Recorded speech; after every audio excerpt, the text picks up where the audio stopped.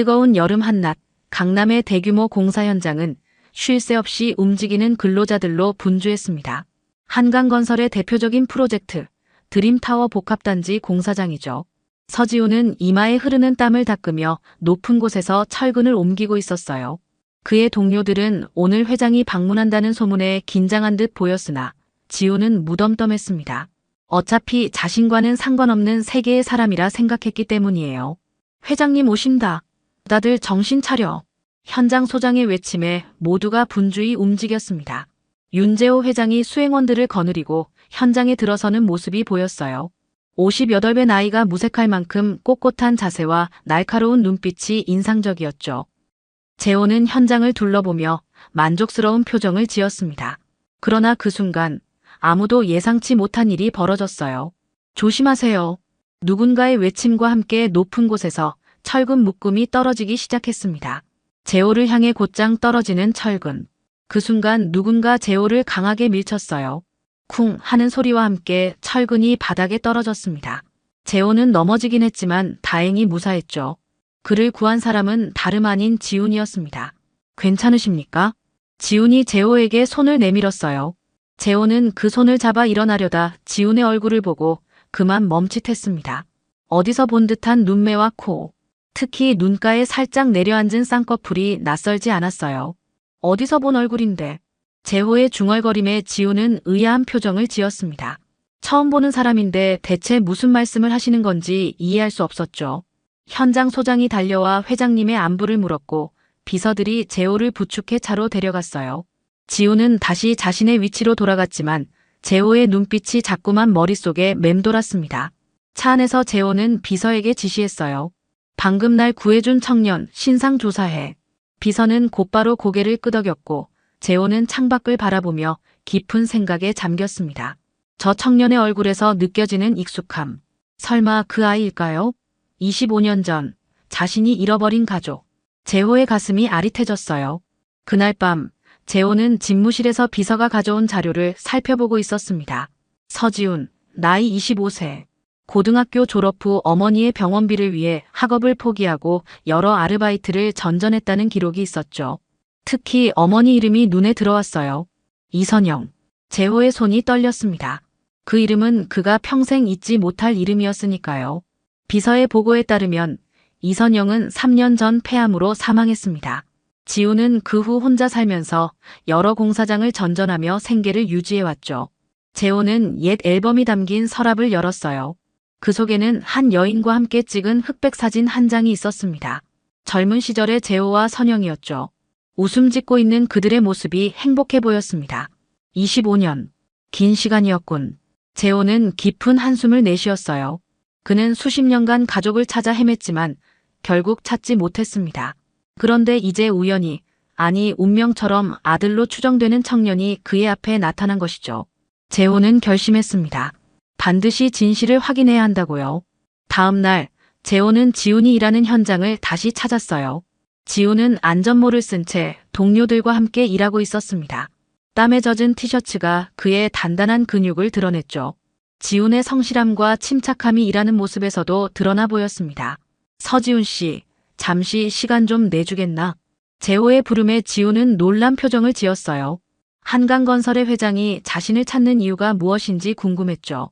그는 동료들의 의아한 시선을 느끼며 재호에게 다가갔습니다. 저를 찾으셨습니까? 어제 위험한 상황에서 나를 구해줘서 고맙네. 정식으로 감사 인사를 하고 싶어 왔네. 지훈은 어색하게 웃으며 손사래를 쳤어요. 그런 일로 회장님께서 직접 오실 필요는 없었는데요. 누구라도 그렇게 했을 겁니다. 오늘 저녁 시간 있나? 식사라도 대접하고 싶은데. 지훈은 잠시 망설였지만 결국 고개를 끄덕였습니다. 거절하기 힘든 분위기였으니까요. 재호는 만족스럽게 웃으며 명함을 건넸어요. 저녁 7시 이 주소로 오게. 지훈은 명함을 받아들며 고개를 숙였습니다. 그리고 재호가 떠난 후에도 한참 동안 명함을 바라보았죠. 강남의 고급 레스토랑 주소였습니다. 지훈은 이런 곳에 가본 적이 없었어요. 저녁 지훈은 오랜만에 꺼낸 정장을 입고 약속 장소로 향했습니다. 그의 표정은 굳어 있었죠. 단지 고마움의 표시라기엔 너무 과한 초대였으니까요. 분명 다른 이유가 있을 거라고 생각했습니다. 레스토랑에 도착한 지우는 그 화려함에 압도되었어요. 천장에서 내려오는 샹들리에와 정갈하게 놓인 식기들이 낯설었죠. 재호는 이미 도착해 그를 기다리고 있었습니다. 늦지 않게 왔군. 앉게나. 지우는 조심스럽게 자리에 앉았어요. 둘 사이에 묘한 긴장감이 흘렀습니다. 재호가 와인을 따르며 대화를 시작했죠. 지훈 씨는 가족이 있나? 갑작스러운 질문에 지우는 잠시 당황했어요. 그러나 이내 침착하게 대답했습니다. 어머니가 계셨지만 3년 전에 돌아가셨습니다. 지금은 혼자예요. 재호의 눈빛이 흔들렸습니다. 그는 와인잔을 들어 한 모금 마셨어요. 어린 시절 기억은 어떤가? 아버지에 대한 기억이 있나? 지훈의 표정이 굳어졌습니다. 분명 단순한 감사 인사가 아니었어요. 이 질문들에는 다른 목적이 있었죠.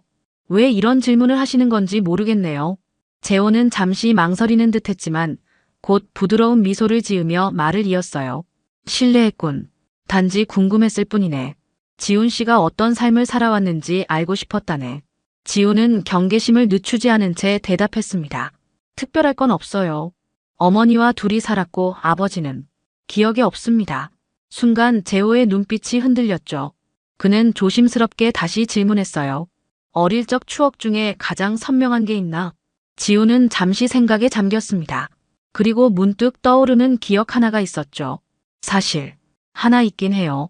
아주 어릴 때 기억인데 누군가가 만들어준 특별한 텐트 안에서 별자리를 보며 잠들곤 했어요. 접이식이었는데 천장에 별 모양 구멍이 뚫려 있어서 침대 위에 세우면 방 안에 별자리가 만들어졌죠. 재호의 손이 떨리기 시작했습니다. 그것은 분명 자신이 만들었던 별자리 텐트였어요. 재호만의 특별한 솜씨로 만든 텐트로 아들을 위해 직접 디자인하고 제작했던 것이었죠. 그 텐트, 특별했겠군. 지우는 무의식적으로 미소를 지었습니다. 네, 정말 특별했어요. 어머니는 그것이 아버지가 만든 것이라고 말씀하셨죠. 하지만 저는 그 아버지의 얼굴을 기억하지 못해요. 재호는 더 이상 감정을 억누를 수 없었어요. 그는 깊은 숨을 내쉬며 조심스럽게 입을 열었습니다. 지훈아, 혹시 너 기억나니? 내 아버지 말이야. 나야. 순간 식당 안의 모든 소리가 멈춘 듯 했어요. 지훈의 얼굴에서 핏기가 가셨고 재호는 긴장된 표정으로 그의 반응을 기다렸죠. 지훈의 손이 테이블 위에서 꽉 쥐어졌습니다. 무슨 말씀이신지. 25년 전 내가 미국으로 건너간 사이에 내 어머니와 너는 사라졌어. 수년간 찾았지만 끝내 찾지 못했지. 그리고 어제 내가 나타난 거야. 지훈의 눈에 분노가 번졌어요. 그는 천천히 자리에서 일어났습니다. 웃기지 마세요. 우리를 버린 사람이 무슨 아버지입니까? 재호는 당황한 표정으로 손을 내밀었지만 지훈은 그 손을 뿌리쳤어요. 어머니는 당신 같은 사람 때문에 평생 고생하셨어요. 갑자기 나타나서 아버지라니. 말도 안 됩니다. 지훈은 더 이상 말을 잇지 못하고 레스토랑을 뛰쳐나갔습니다. 재호는 그대로 앉아 긴 한숨을 내쉬었어요. 예상했던 반응이었지만 직접 마주하니 가슴이 아팠죠. 그날 밤 지훈은 좁은 원룸에 누워 천장을 바라보았습니다. 윤재호의 말이 계속 귓가에 맴돌았어요. 어머니는 아버지에 대해 많은 말을 하지 않았지만 늘 좋은 사람이었다고만 말했죠. 그런데 왜 그들은 헤어졌을까요? 왜 어머니는 혼자서 그를 키웠을까요? 지훈의 마음속에 혼란스러운 감정들이 뒤엉켰습니다. 다음 날부터 지훈의 집 앞에는 매일 아침 식료품과 생필품이 놓여 있었어요. 지훈은 그것들을 모두 쓰레기통에 버렸죠. 그는 윤재호의 어떤 도움도 원치 않았습니다. 하지만 마음속 깊은 곳에서는 알고 싶었어요. 진실을, 그리고 자신의 뿌리를요. 일주일이 지났습니다. 지훈은 여전히 현장에서 일했지만 마음은 복잡했어요. 동료들은 그의 달라진 모습을 눈치챘죠. 평소 말이 없던 지훈이 더욱 침묵했고 휴식 시간에도 홀로 생각에 잠겨 있었습니다. 그날 저녁 퇴근길에 낯선 남자가 지훈을 기다리고 있었어요. 윤재호의 비서였죠. 서지훈 씨, 잠시 시간 좀 내주시겠습니까? 지훈은 무표정한 얼굴로 고개를 끄덕였습니다. 비서는 조심스럽게 봉투 하나를 건넸어요. 회장님께서 전해달라고 하셨습니다. 꼭 봐주셨으면 한다고요. 지훈은 마지못해 봉투를 받아들었습니다. 그리고 비서가 떠난 후 집으로 돌아와 봉투를 열었어요. 그 안에는 낡은 일기장 한 권이 들어있었죠. 표지에는 어머니의 필체로 이선영의 기록이라고 적혀 있었습니다. 지훈의 손이 떨렸어요. 이것은 어머니의 유품, 어머니가 남긴 마지막 메시지일지도 모르는 것이었습니다. 그는 천천히 일기장을 펼쳤죠. 첫 페이지에는 26년 전 날짜가 적혀 있었어요. 오늘 우연히 만난 그 사람, 윤재호. 건설 현장 견습생이라고 했다. 그의 진지한 눈빛이 계속 생각난다. 지훈은 밤새도록 어머니의 일기를 읽었습니다. 그 속에는 윤재호와의 첫 만남, 서로 사랑하게 된 과정, 그리고 비밀 결혼식까지의 이야기가 섬세하게 담겨 있었어요. 선영의 집안은 가난했습니다. 윤재호의 집안은 그들의 결혼을 극렬히 반대했죠.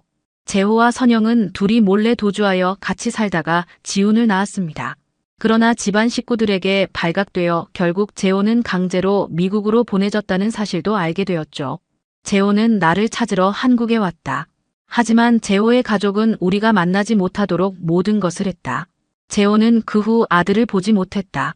지훈의 눈에서 눈물이 흘렀습니다. 어머니는 한국에서 혼자 그를 키웠던 거였어요. 선영의 마지막 일기에는 이런 내용이 적혀 있었습니다. 지훈아, 만약 내가 이 일기를 읽게 된다면 아버지를 찾지 말아줘. 나는 너와 조용히 살고 싶어. 그는 좋은 사람이었어. 우리의 이별은 그의 잘못이 아니었다. 지훈은 일기장을 끌어안고 오열했어요. 25년 동안 쌓인 오해와 상처가 한꺼번에 밀려왔죠. 그는 평생 아버지가 자신들을 버렸다고 생각했지만 진실은 달랐습니다. 그들은 서로를 원했지만 상황이 허락하지 않았을 뿐이었어요. 다음 날 아침, 지훈은 윤재호의 회사로 향했습니다. 비서는 그를 보자마자 회장실로 안내했어요. 재호는 창가에 서서 바깥을 바라보고 있었죠. 지훈이 들어오자 천천히 돌아섰습니다. 두 사람은 한동안 말없이 서로를 바라보았어요. 공기 중에 팽팽한 긴장감이 감돌았죠. 마침내 지훈이 입을 열었습니다. 어머니의 일기. 읽었습니다. 재호의 눈에 희미한 기대감이 번졌어요.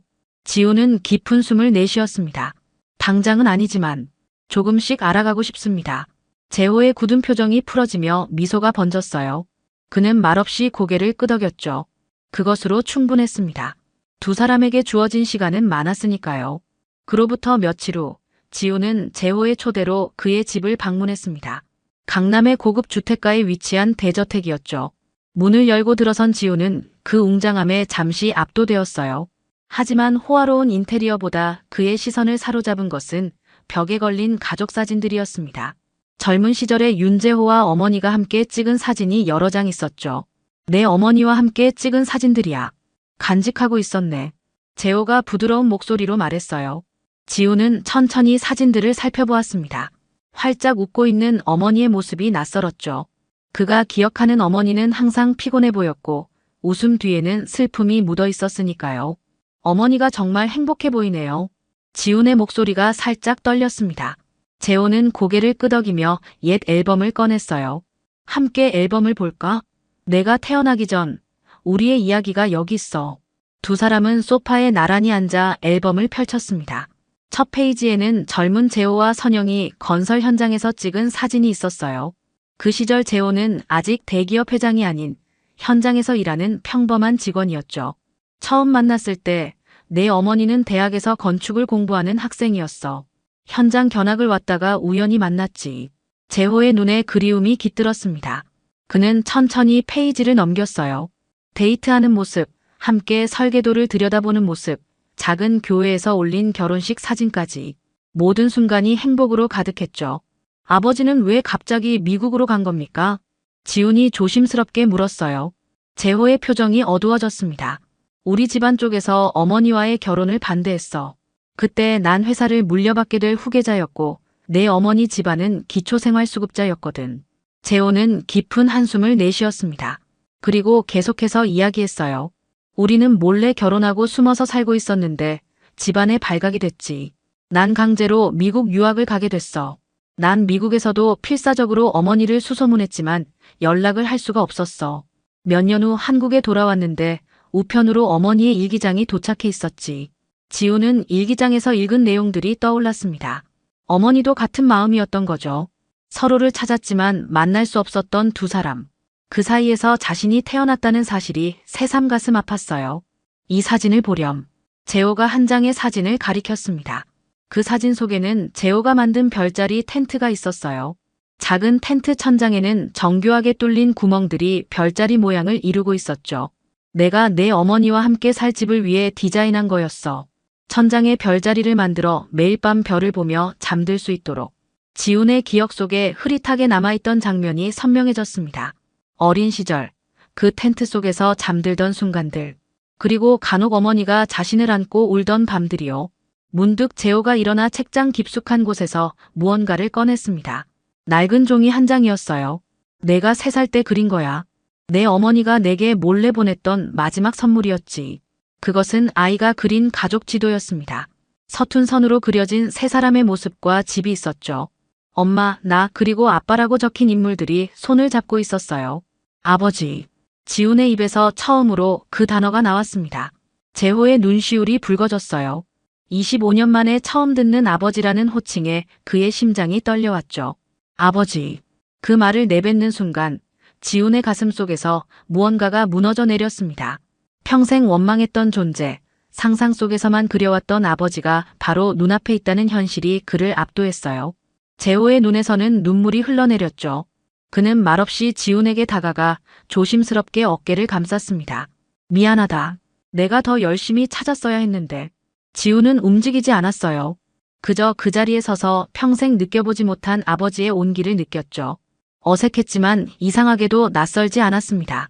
마치 오랫동안 잃어버렸던 퍼즐한 조각을 찾은 듯한 느낌이었어요. 어머니는 항상 당신에 대해 좋은 말만 하셨어요. 내 아버지는 좋은 사람이라고요. 재호는 깊은 한숨을 내쉬었습니다. 그의 눈에 후회와 그리움이 깃들었죠. 선영이는 너무 착했어. 나보다 훨씬 더 강인한 사람이었지. 혼자서 너를 키우다니.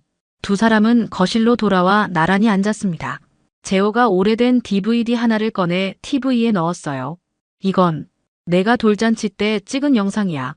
화면에는 웃음 가득한 어린 지훈의 모습이 나타났습니다. 붉은 한복을 입고 돌잡이를 하는 모습이었죠. 카메라 뒤에서 선영의 목소리가 들렸어요. 그 목소리에 지훈의 마음이 아려왔습니다. 지훈은 어머니가 생전에 이런 추억들을 아버지와 나누고 있었다는 사실에 놀랐어요.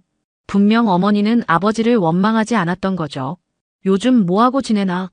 갑작스러운 재호의 질문에 지훈은 잠시 당황했습니다. 그저 생계를 위한 일상이라 특별할 게 없었으니까요. 그냥 일하고 있어요. 건설 현장에서요. 재호의 눈빛이 달라졌어요. 공사 현장에서 오래 일했더군. 설계도도 잘 읽는 모양이던데. 지훈은 어깨를 으쓱였습니다. 어머니가 건축에 관심이 많으셔서 자연스럽게 배웠어요. 고등학교 때는 건축학과에 진학하고 싶었지만 말끝을 흐리는 지훈을 보며 재호는 무언가 생각에 잠겼습니다. 그리고 이내 결심한 듯 말했어요. 우리 회사에 좋은 프로그램이 있네. 현장 경험자들을 위한 프로젝트 매니저 육성 트랙이야. 관심 있나? 지훈은 놀란 표정으로 재호를 바라보았습니다. 그의 표정에서 진심이 느껴졌죠. 저에게 그런 기회를 주시는 겁니까? 재호는 고개를 끄덕였어요. 물론이지. 하지만 내가 특별 대우해주는 건 아니야. 내 실력으로 평가받게 될 거야. 어떤가? 지훈은 잠시 고민했습니다. 이것은 단순한 제안이 아니었죠. 새로운 삶의 시작점이 될 수도 있는 기회였어요. 그는 조용히 고개를 끄덕였습니다. 해보고 싶습니다. 하지만 한 가지 부탁이 있어요. 뭔가? 회사에서는 저를 특별 취급하지 말아주세요. 제 실력으로 인정받고 싶습니다. 재호의 입가에 미소가 번졌어요. 그는 지훈의 어깨를 두드렸습니다. 그럴 줄 알았어. 너는 정말 내 어머니를 닮았구나. 그날 밤 지훈은 오랜만에 편안한 마음으로 잠자리에 들었어요. 어머니의 일기장을 다시 한번 꺼내 읽으며 비로소 퍼즐이 맞춰지는 기분이었습니다. 오해와 상처의 시간을 뒤로하고 이제 새로운 이야기가 시작되는 것이죠. 한 달 후 지훈은 한강건설의 인턴십 프로그램에 정식으로 합류했습니다. 재호는 약속대로 그를 특별 취급하지 않았어요. 오히려 더 엄격하게 대했죠. 그것이 지훈에게는 더 좋았습니다. 그는 누군가의 아들이 아닌 한 명의 인재로 인정받고 싶었으니까요. 서지훈 씨, 이 설계도 분석해서 오후까지 보고서 제출해주세요. 프로젝트 팀장의 지시에 지훈은 고개를 끄덕였어요. 그는 밤새 공부한 내용을 토대로 꼼꼼하게 도면을 분석했습니다. 그의 책상 위에는 항상 커피 한 잔과 함께 전문 서적이 쌓여 있었죠. 동료들은 그런 지훈을 신기한 눈으로 바라보았어요. 지훈 씨는 어떻게 현장 경험과 이론을 둘 다 갖췄어요? 대단하네요. 칭찬에 지훈은 쑥스럽게 웃을 뿐이었습니다. 사실 그는 어머니의 영향으로 어릴 때부터 건축에 관심이 많았어요. 병원에 계실 때도 어머니는 항상 건축 잡지를 보며 지훈에게 설계의 기본 원리를 가르쳐 주셨죠. 그것이 지금 큰 자산이 되어 돌아왔습니다. 매주 금요일마다 재호는 지훈을 저녁 식사에 초대했어요. 그들만의 시간이었죠. 처음에는 어색했지만 점차 편안한 대화가 오갔습니다.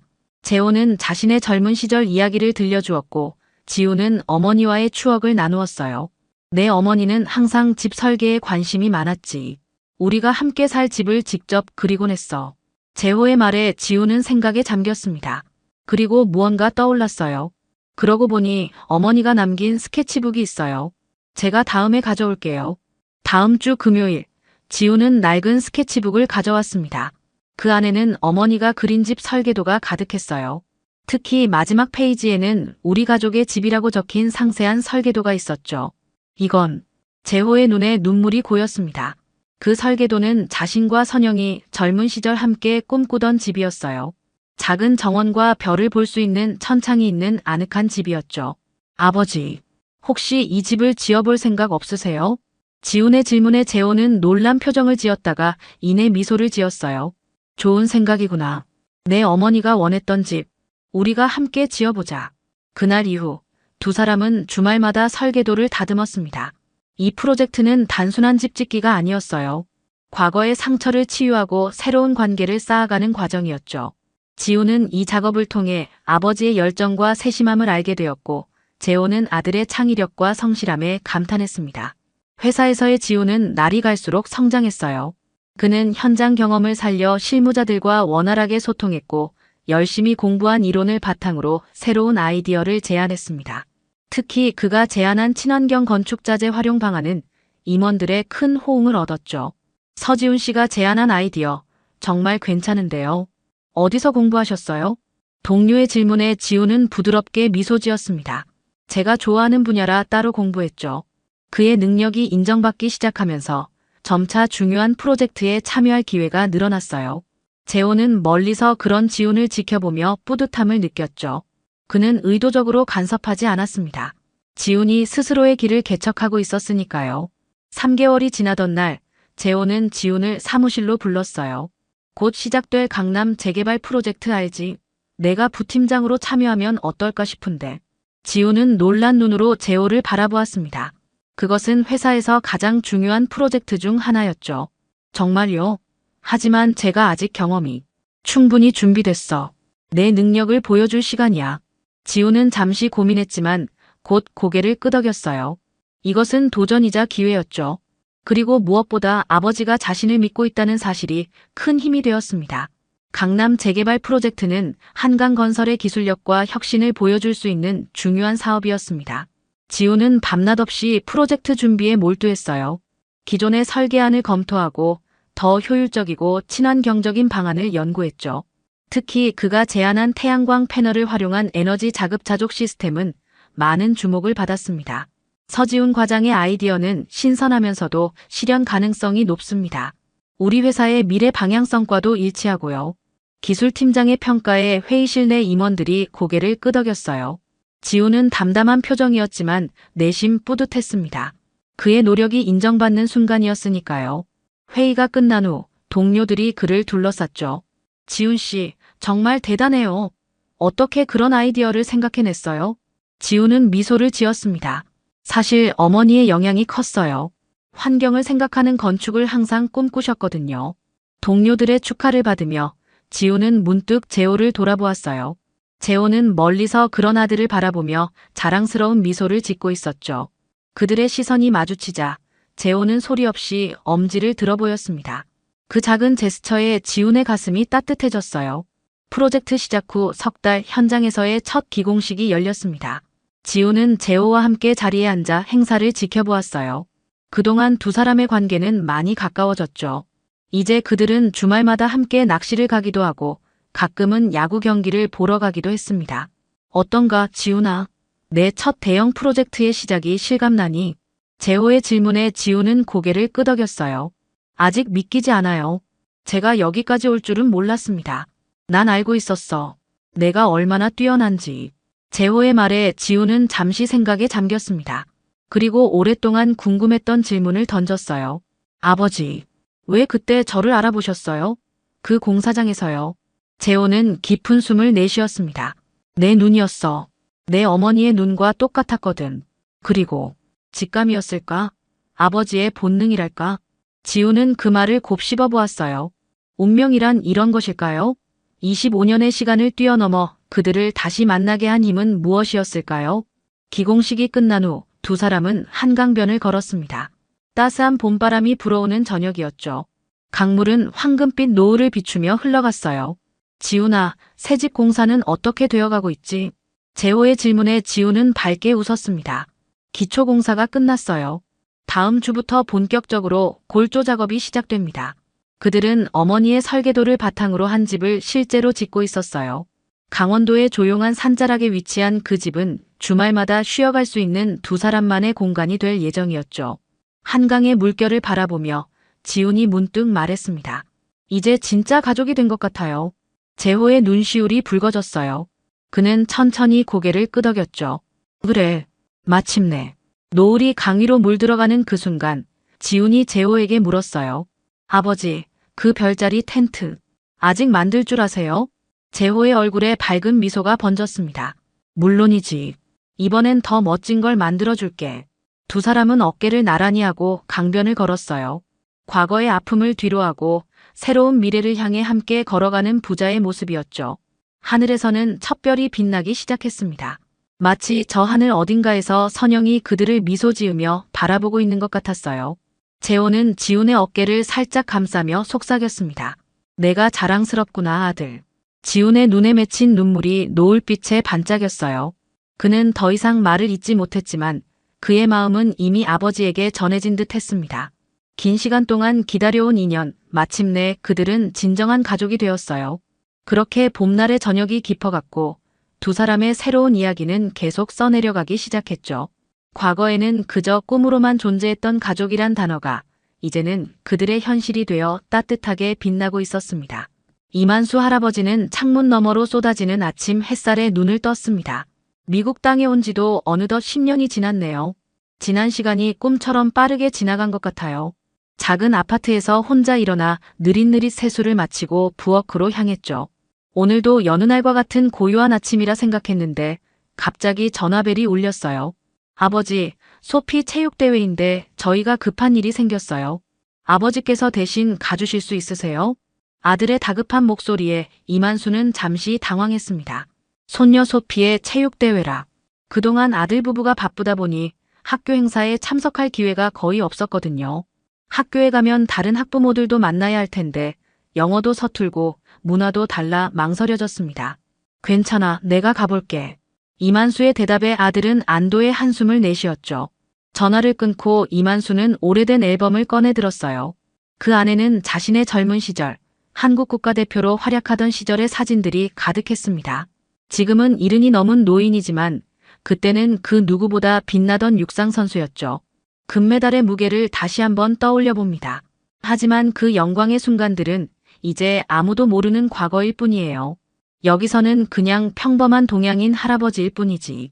이만수는 중얼거리며 사진을 다시 넣었습니다. 오전 10시, 이만수는 소피의 학교 운동장에 도착했어요. 알록달록한 깃발들과 풍선들로 장식된 운동장은 활기찬 에너지로 가득 차 있었죠. 아이들의 웃음소리와 선생님들의 분주한 모습이 눈에 들어왔습니다. 하지만 동시에 낯선 환경에 조금 위축되는 기분도 들었어요. 할아버지. 소피가 반가운 목소리로 달려왔습니다. 파란 리본으로 묶은 검은 머리를 흔들며 이만수의 품에 안겼죠. 정말 와주셨네요. 너무 좋아요. 소피의 순수한 미소에 이만수의 얼굴에도 미소가 번졌어요. 손녀를 위해서라면 어떤 어색함도 이겨낼 수 있을 것 같았습니다. 주변을 둘러보니 대부분 백인 학부모들이었고 자신처럼 아시아계는 몇 명 보이지 않았어요. 우리 소피가 할아버지랑 같이 한다고 얼마나 신났는지 몰라요. 소피의 담임 선생님이 다가와 인사를 건넸습니다. 친절한 미소와 함께 말이죠. 오늘 학부모님들도 참여하는 경기가 많으니 즐겁게 즐기세요. 이만수는 고개를 숙여 인사하며 미소를 지었어요. 내심 걱정되는 마음이 있었지만 소피를 위해 최선을 다하기로 마음먹었죠. 운동장 한편에 마련된 의자에 앉아 체육대회 일정표를 살펴봤습니다. 오전에는 아이들 경기, 오후에는 학부모 참여 경기. 심장이 조금 빠르게 뛰기 시작했어요. 할아버지, 괜찮아요? 걱정 마세요. 제가 도와드릴게요. 소피가 이만수의 손을 꼭 잡았습니다. 그 작은 손에서 전해지는 따스함이 이만수의 마음을 편안하게 해주었죠. 이만수는 소피의 반 친구들이 달리기 경주를 하는 모습을 지켜보고 있었습니다. 소피가 달리는 모습이 예전 자신을 떠올리게 했어요. 그런데 문득 주변에서 들려오는 작은 속삭임이 귀에 들어왔죠. 저기 동양인 할아버지는 누구지? 중국인인가 봐. 한 백인 여성이 옆 사람에게 속삭였습니다. 그러게, 부모님은 안 오시나? 체육대회 같은데 할아버지가 오시니 좀 이상하네. 다른 여성이 대답했어요. 이만수는 영어를 완벽하게 구사하지는 못해도 그들이 자신에 대해 이야기하고 있다는 것을 알 수 있었습니다. 가슴 한편이 뜨겁게 달아올랐지만 표정 하나 바꾸지 않았어요. 10년 동안 이런 시선과 말들을 견뎌왔으니까요. 소피 할아버지세요? 저희 애랑 같은 반이에요. 한백인 아버지가 다가와 형식적인 미소를 지었습니다. 오늘 학부모 경기도 있는데, 괜찮으시겠어요? 나이도 있으시고. 그 말에 숨겨진 의미가 무엇인지 이만수는 잘 알고 있었죠. 당신은 나이든 아시아인이니 운동은 무리일 거야라는 선입견이었습니다. 이만수는 담담하게 고개를 끄덕였어요. 괜찮습니다. 참가할 겁니다. 짧지만 확실한 대답이었죠. 그 아버지는 눈썹을 살짝 올리더니 다른 학부모들에게 돌아가 뭔가를 속삭였습니다. 곧 여러 학부모들이 이만수를 힐끔거리며 웃기 시작했어요. 그들의 눈에는 분명 저 나이든 동양인이 무슨 운동을 한다고 라는 조롱이 담겨 있었죠. 이만수는 깊은 숨을 들이마셨습니다. 예전 같았으면 화를 냈을 테지만 지금은 손녀를 위해 참기로 했어요. 이런 차별은 처음이 아니었으니까요. 미국에 온 이후 수많은 편견과 차별을 겪어왔습니다. 가게에서 무시당하는 일, 말투 때문에 비웃음당하는 일, 심지어 길을 걷다가 욕설을 듣는 일까지. 하지만 소피에게만큼은 이런 아픔을 물려주고 싶지 않았죠. 할아버지, 우리 반 1등 했어요. 소피가 달려와 환하게 웃었습니다. 이만수의 눈에는 소피만 보였어요. 주변의 시선들은 중요하지 않았죠. 점심시간, 이만수와 소피는 도시락을 함께 먹었습니다. 다른 가족들은 서로 어울려 대화하며 웃고 있었지만 이만수와 소피는 조금 떨어진 곳에 앉아 있었어요. 간간히 그들을 향한 시선이 느껴졌습니다. 할아버지, 왜 저 사람들이 자꾸 우리를 봐요? 소피가 물었어요. 이만수는 잠시 고민했습니다. 어린 소피에게 현실의 쓴맛을 알려주고 싶지 않았지만 거짓말도 하고 싶지 않았죠. 우리가 조금 다르게 생겼기 때문이야. 하지만 그건 중요하지 않아. 우리는 우리대로 즐겁게 지내면 돼. 소피는 고개를 끄덕였지만 완전히 이해하지는 못한 것 같았습니다. 그때 방송이 울렸어요. 오후 학부모 참여 경기가 곧 시작됩니다. 참가자들은 운동장으로 모여주세요. 이만수는 일어나며 옷매무새를 가다듬었습니다. 멀리서 몇몇 아버지들이 이만수를 보며 웃는 모습이 보였어요. 그들의 눈에는 분명 의구심과 조롱이 담겨 있었죠. 이만수는 미소 지으며 소피의 손을 꼭 잡았습니다. 오후 1시, 체육대회의 하이라이트인 학부모 경기가 시작되었습니다. 운동장 중앙에는 장대 높이 뛰기, 이어달리기, 줄다리기를 위한 시설들이 갖춰져 있었어요. 이만수는 조용히 참가자 명단에 이름을 적었죠. 옆에서 소피가 신나게 응원하는 모습에 힘이 났습니다. 첫 번째 경기는 학부모 50m 달리기입니다. 참가자들은 출발선에 모여주세요. 확성기를 든 교장 선생님의 목소리가 운동장에 울려 퍼졌어요. 이만수가 출발선으로 향하자 다른 참가자들의 시선이 일제히 그에게 쏠렸습니다. 모두 30대에서 40대 초반의 젊은 아버지들이었죠. 그중 한 명이 이만수에게 말을 걸었어요. 할아버지, 괜찮으시겠어요? 무리하지 마세요. 다치시면 곤란하니까. 겉으로는 걱정하는 듯 했지만 그 말 속에는 비웃음이 묻어 있었습니다. 이만수는 대답 대신 가볍게 목과 어깨를 풀었어요. 오래된 습관이었죠. 한때 국가대표였던 그의 몸은 지금도 그 기억을 간직하고 있었습니다.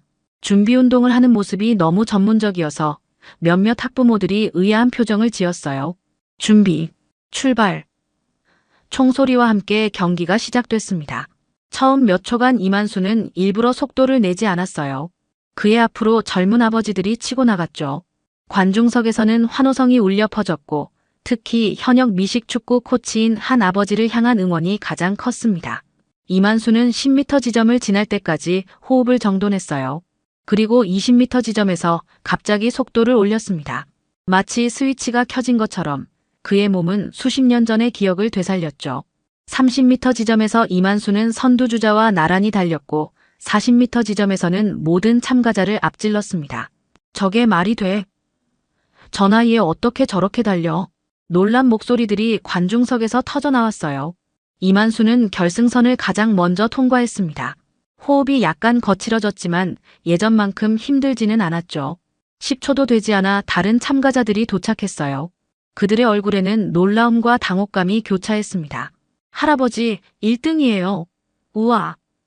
소피가 달려와 이만수의 허리를 껴안았어요. 이만수는 손녀의 머리를 쓰다듬으며 미소 지었습니다. 두 번째 경기는 장대 높이 뛰기였어요. 대부분의 학부모들은 기본 높이도 넘지 못했지만 이만수는 과거 선수 시절의 기술을 발휘해 가뿐히 발을 넘었습니다. 줄넘기 경기에서도 그는 젊은 학부모들보다 훨씬 많은 횟수를 기록했죠. 저분 도대체 누구세요? 관중석에서 속삭임이 퍼져나갔어요. 경기가 진행될수록 이만수를 향한 시선이 바뀌기 시작했습니다. 처음에 조롱과 의구심은 점차 놀라움과 호기심으로 변해갔죠. 특히 농구 시범 경기에서 이만수가 보여준 정확한 슛은 모든 사람들을 놀라게 했어요. 노인의 몸에서 나오는 것이라고는 믿기 힘든 점프와 민첩함이었습니다. 할아버지가 저렇게 운동을 잘하는지 몰랐어요. 소피의 반 친구들이 모여들어 이만수에게 물었어요. 이만수는 겸손하게 미소만 지었지만 내심 뿌듯했습니다. 오랜만에 자신의 능력을 발휘할 수 있어서 좋았어요. 그리고 무엇보다 손녀 앞에서 자랑스러운 할아버지가 될 수 있어서 기뻤죠. 이어달리기 경기가 시작되었습니다. 각 학년별로 팀을 구성하는데 소피 반은 이만수가 마지막 주자로 나서게 됐어요. 처음에는 학부모들 사이에서 우려의 목소리가 있었지만 이전 경기들에서 보여준 실력 덕분에 아무도 반대하지 않았죠. 저 할아버지, 혹시 전직 운동선수 아닐까? 한 어머니가 옆 사람에게 속삭였습니다. 그런 것 같아요. 보통 실력이 아니에요. 다른 학부모가 답했어요. 이어달리기가 시작되고 소피 반은 중간 순위로 달리고 있었습니다. 앞 주자들이 최선을 다했지만 선두팀과는 차이가 났죠. 마침내 이만수의 차례가 왔어요. 그는 바통을 넘겨받자마자 놀라운 속도로 달려나갔습니다. 저걸 봐. 할아버지가 다른 사람들을 다 제치고 있어. 누군가 외쳤어요. 이만수는 한 명, 두 명씩 앞선 주자들을 따라잡았습니다. 그의 달리기 폼은 예전 국가대표 시절 그대로였어요. 효율적인 팔동작과 긴 보폭, 완벽한 리듬감. 관중들은 이제 모두 일어나 그를 응원하기 시작했죠. 소피 할아버지, 화이팅! 아이들도 환호성을 질렀습니다. 결승선 직전, 이만수는 선두주자와 나란히 달렸어요. 그리고 마지막 힘을 다해 결승선을 통과했습니다. 소피 반이 1등을 차지한 거죠. 소피는 기쁨의 눈물을 흘리며 이만수에게 달려왔어요. 할아버지, 우리가 이겼어요. 정말 멋져요. 소피가 외쳤습니다. 이만수는 가쁜 숨을 내쉬며 미소 지었어요. 나이가 들어도 그의 심장은 여전히 젊은 선수의 심장이었죠. 경기를 마친 후 다른 참가자들이 하나둘 이만수에게 다가왔습니다. 정말 대단하세요. 어디서 그런 실력이? 미식축구 코치였던 아버지가 놀란 표정으로 물었어요. 이만수는 겸손하게 고개를 숙였습니다. 오래전 일이에요. 그냥 운이 좋았을 뿐이죠. 하지만 그의 겸손한 태도가 오히려 더 많은 궁금증을 불러일으켰어요. 특히 줄다리기 경기에서 이만수가 보여준 힘은 그의 나이와 체격에 비해 믿기 힘든 수준이었습니다. 한 팀이 거의 질 것 같은 상황에서 이만수 혼자 분위기를 역전시킨 것이죠. 할아버지는 슈퍼맨인가 봐요. 한 아이가 감탄했어요. 체육대회의 하이라이트인 농구 시범 경기에서도 이만수의 활약은 계속됐습니다. 3점 슛을 연속으로 성공시키며 관중들을 열광시켰죠. 특히 그가 젊은 농구 코치를 제치고 덩크슛을 성공시켰을 때는 운동장이 떠나갈 듯한 함성이 울려 퍼졌어요. 저건 말도 안 돼. 학교장도 놀란 표정이었습니다. 이제 모든 사람들의 시선이 이만수에게 쏠렸어요. 처음에 그를 무시하고 비웃었던 학부모들의 표정이 완전히 바뀌었죠. 호기심과 존경심이 담긴 눈빛으로 그를 바라봤습니다. 소피 할아버지가 오늘의 스타네요. 한 교사가 웃으며 말했어요. 허들 경기에서도 이만수는 압도적인 실력을 보여줬습니다. 자세 하나하나가 전문 선수와 같았죠. 어떤 학부모들은 핸드폰으로 그의 모습을 촬영하기도 했어요. 이만수의 얼굴에는 오랜만에 느끼는 성취감으로 환한 미소가 번졌습니다. 할아버지, 정말 멋져요. 우리 반 친구들이 할아버지 팬이 됐대요. 소피가 자랑스럽게 말했어요. 이만수는 손녀의 어깨를 감싸 안았습니다. 오랜만에 자신의 진가를 인정받는 기분이 어떤지 그는 마음속으로 이 순간을 오래도록 기억하고 싶다고 생각했죠. 체육대회가 절정에 이르고 있었습니다. 이만수의 놀라운 활약 덕분에 학부모들과 교사들 사이에서는 그에 대한 소문이 삽시간에 퍼져나갔어요. 처음에는 의구심 어린 눈빛으로 바라보던 사람들이 이제는 호기심과 존경심을 담아 그를 지켜보고 있었죠. 다음은 학부모 장애물 달리기입니다. 사회자의 목소리가 울려 퍼졌어요. 이만수는 출발선에 서서 잠시 과거를 회상했습니다. 30살 때 올림픽에 출전해 장애물 달리기에서 메달을 따던 순간이 눈앞에 아른거렸어요. 총소리와 함께 그는 출발했죠. 첫 번째 장애물, 두 번째 장애물. 이만수의 몸은 마치 시간을 거슬러 올라간 듯 가볍게 움직였습니다. 와, 저 동작 좀 봐. 전문가처럼 뛰는데. 관중석에서 탄성이 터져나왔어요. 이만수는 무릉덩이를 완벽하게 뛰어넘고 마지막 허들까지 가볍게 통과했습니다. 다른 참가자들이 절반도 돌파하지 못했을 때 그는 이미 결승선을 통과하고 있었죠. 이제 모든 사람들의 이목이 집중됐어요. 경기가 끝나자 학교장 윌리엄스 선생님이 직접 이만수에게 다가왔습니다. 놀라운 실력이네요. 혹시 어디서 그런 기술을 배우셨나요? 이만수가 대답하기도 전에 소피가 달려와 자랑스럽게 말했어요. 우리 할아버지는 한국에서 국가대표 선수였어요. 올림픽에서 금메달도 땄대요. 그 말에 주변이 순식간에 조용해졌습니다. 윌리엄스 교장은 놀란 표정으로 이만수를 바라봤어요. 정말인가요? 올림픽 금메달리스트라고요? 이만수는 겸손하게 미소 지었습니다. 오래전 일이에요. 1980년대 초반이었죠.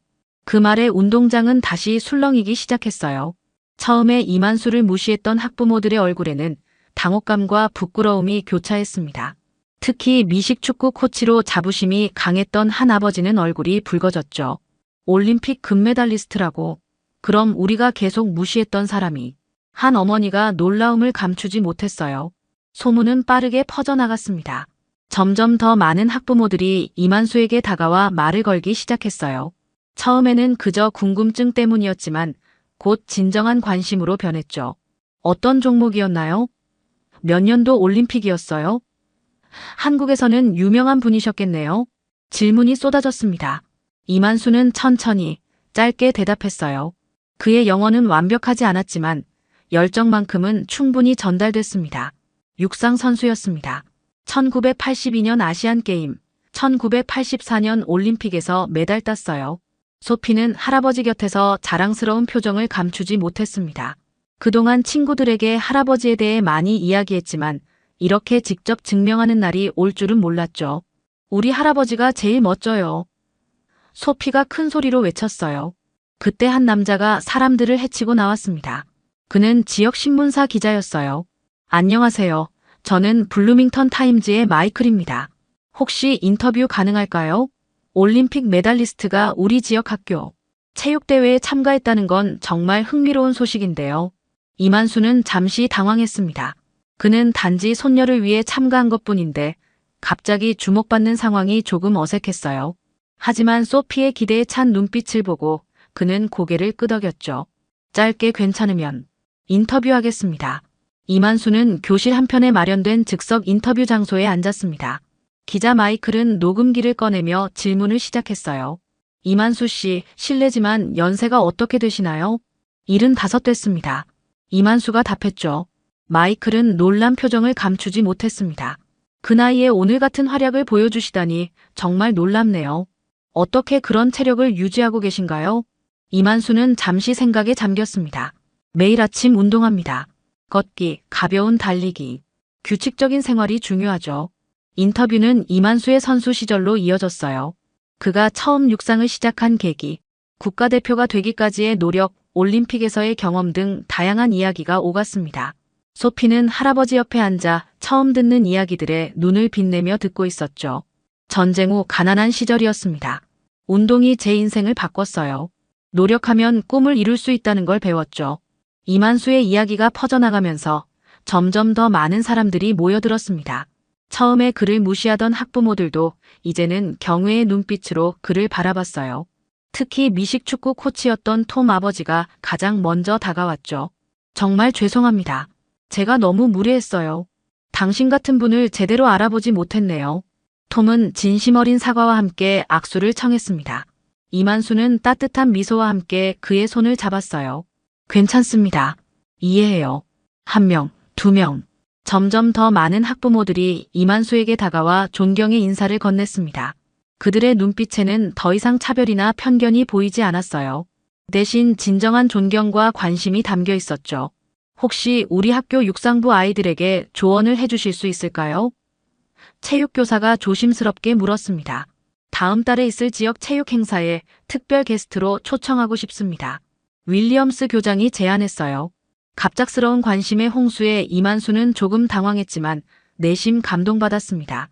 미국에 온 이후 처음으로 자신의 과거와 경험이 인정받는 느낌이었죠. 하지만 그보다 더 큰 기쁨은 소피의 자랑스러운 눈빛이었어요. 할아버지, 다들 할아버지 팬이 됐어요. 소피가 기쁘게 속삭였습니다. 체육대회의 마지막 행사로 바비큐 파티가 열렸어요. 이제 이만수는 더 이상 구석에 혼자 앉아있지 않았습니다. 많은 학부모들이 그를 중심으로 모여 이야기를 나눴죠. 처음에는 어색했지만 곧 이만수도 자연스럽게 대화에 참여했어요. 한국에서는 어떤 훈련을 하셨나요? 올림픽 경험은 어떠셨어요?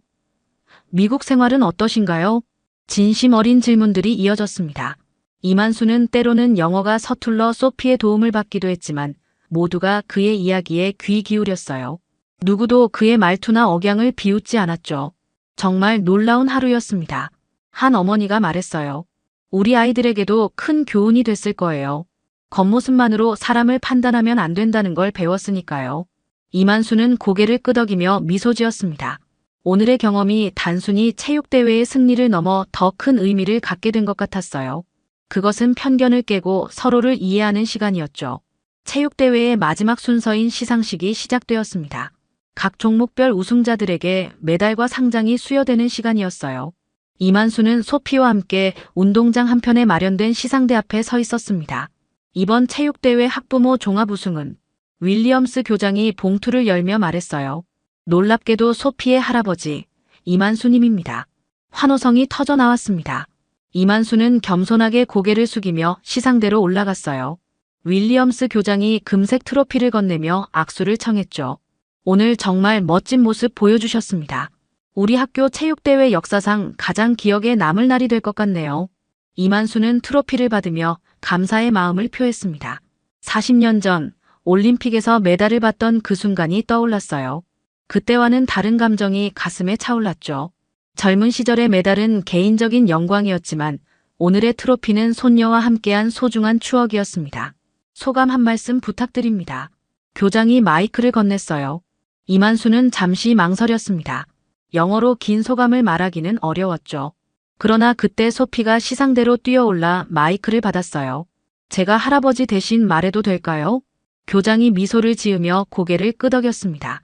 소피는 깊은 숨을 들이마시고 말하기 시작했어요. 저는 오늘 제 할아버지가 정말 자랑스러워요. 소피의 목소리가 운동장에 울려 퍼졌습니다. 우리 할아버지는 한국에서 올림픽 금메달리스트였지만 그건 중요하지 않아요. 더 중요한 건 할아버지가 절대 포기하지 않는다는 거예요. 소피의 눈에 눈물이 맺혔지만 그녀는 계속 말을 이어나갔어요. 할아버지는 항상 저에게 노력하면 무엇이든 할 수 있다고 가르쳐 주셨어요. 오늘 처음에 많은 사람들이 할아버지를 무시했지만 할아버지는 그냥 묵묵히 최선을 다하셨죠. 그게 진짜 멋진 거라고 생각해요.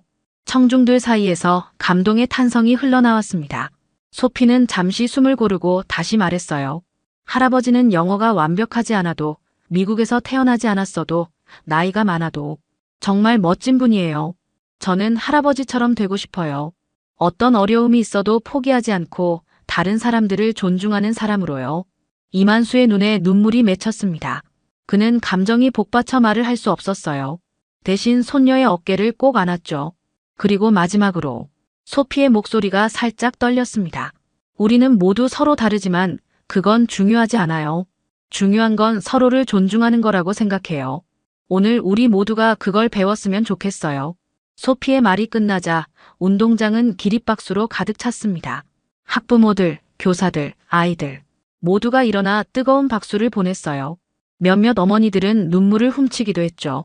이만수는 소피를 꼭 안은 채 고개만 끄덕였습니다. 목이 메어 말은 할 수 없었지만 그의 마음은 이미 모두에게 전해진 것 같았어요. 그는 트로피를 들어올리며 관중들에게 인사했죠. 시상식이 끝나고 많은 학부모들이 이만수에게 다가왔습니다. 이제는 진심 어린 존경과 감사의 인사를 전하기 위해서였어요. 오늘 정말 감동적이었습니다. 감사합니다. 당신의 이야기가 우리 아이들에게 큰 교훈이 됐어요. 다음에 꼭 같이 차 한잔 하시죠. 이만수는 그들의 인사에 고개를 숙이며 감사의 마음을 표했습니다. 그의 가슴은 따뜻함으로 가득 찼어요. 10년 미국 생활 중 가장 의미 있는 날이었죠. 체육대회가 끝나고 일주일이 지났습니다. 이만수의 활약은 지역 신문에 실리며 더 많은 사람들에게 알려졌어요. 올림픽 메달리스트, 소피의 자랑스러운 할아버지라는 제목의 기사가 실렸죠. 그 덕분에 학교를 넘어 지역 사회에서도 이만수를 알아보는 사람들이 생겼습니다. 이만수 씨, 신문에서 봤어요. 정말 멋진 이야기였습니다. 동네 슈퍼마켓 주인이 반갑게 인사했어요. 이만수는 미소로 답했습니다. 예전에는 그저 중국인으로 불리던 것과는 다른 경험이었죠. 사람들이 그의 이름을 제대로 불러주는 것만으로도 가슴이 따뜻해졌어요. 소피의 학교에서는 더 큰 변화가 일어나고 있었습니다. 체육교사의 제안으로 이만수가 일주일에 한 번씩 육상부 아이들을 가르치게 됐어요. 처음에는 간단한 조언을 하는 수준이었지만 곧 정기적인 코칭 세션으로 발전했죠. 이 선생님, 오늘은 어떤 훈련을 할까요? 아이들이 반갑게 물었습니다. 이만수는 천천히 설명했어요. 오늘은 올바른 달리기 자세를 배울 겁니다. 가장 기본이 중요하죠. 아이들은 진지하게 이만수의 가르침을 받아들였습니다. 그들에게 이만수는 단순한 아시아인 할아버지가 아니라 존경받는 코치였어요. 심지어 몇몇 아이들은 방과 후에도 남아 더 많은 이야기를 듣고 싶어 했죠. 학부모들의 태도도 크게 달라졌습니다. 처음에 이만수를 비웃었던 톰 아버지는 이제 가장 열성적인 지지자가 됐어요. 그는 다른 학부모들에게 자신의 경험을 이야기하며 편견을 버리라고 권했죠. 우리가 얼마나 큰 실수를 했는지 알아요? 겉모습만 보고 판단했다니. 톰이 진심 어린 목소리로 말했습니다. 학교 행사에 참여하는 아시아계 학부모들도 점점 늘어났어요. 그들은 이전에는 소외감 때문에 참여를 꺼렸지만 이만수의 이야기에 용기를 얻었죠. 베트남 출신 리 씨, 중국계 왕 씨, 필리핀에서 온 산토스 씨. 다양한 배경의 사람들이 학교 커뮤니티에 적극적으로 참여하기 시작했습니다. 이만수 씨 덕분에 저도 용기를 냈어요. 전에는 항상 뒤에 숨어 있었거든요. 리 씨가 웃으며 말했어요. 한 달 후 학교에서는 문화 다양성의 날 행사가 열렸습니다. 이만수는 한국 문화를 소개하는 부스를 맡았어요. 태권도 시범, 한글 쓰기, 한국 전통놀이. 많은 아이들과 학부모들이 관심을 보였죠. 할아버지, 다들 한국에 대해 더 알고 싶대요. 소피가 신이 나서 말했습니다. 이만수는 아이들에게 천천히, 그러나 열정적으로 한국 문화를 설명했어요. 그의 서툰 영어에도 불구하고 모두가 집중해서 들었죠. 어떤 아이도, 어떤 학부모도 그의 말투를 비웃지 않았습니다. 윌리엄스 교장은 행사 마무리 연설에서 이렇게 말했어요. 우리 학교는 이만수 씨를 통해 중요한 교훈을 배웠습니다. 진정한 다양성은 단순히 다른 문화의 사람들이 함께 있는 것이 아니라 서로를 존중하고 배우는 것입니다. 그 말에 모두가 박수를 보냈습니다. 이만수와 소피는 나란히 앉아 그 순간을 함께 했어요. 소피는 할아버지의 손을 꼭 잡았죠. 할아버지, 정말 자랑스러워요. 이만수는 따뜻한 미소를 지으며 손녀의 머리를 쓰다듬었습니다. 그의 눈에는 행복의 눈물이 맺혔어요. 미국에 온 이후 처음으로 진정한 소속감을 느꼈죠. 화면에는 이렇게 나타납니다. 이날 이후 이 학교의 인종차별은 사라졌습니다. 하지만 현실은 그렇게 단순하지 않았어요. 여전히 사회 곳곳에는 편견과 차별이 존재했습니다. 그러나 적어도 이 작은 학교 공동체에서는 변화의 씨앗이 심어졌죠. 그리고 그 씨앗은 이만수와 소피, 그리고 모든 사람들의 마음속에서 조금씩 자라나고 있었습니다.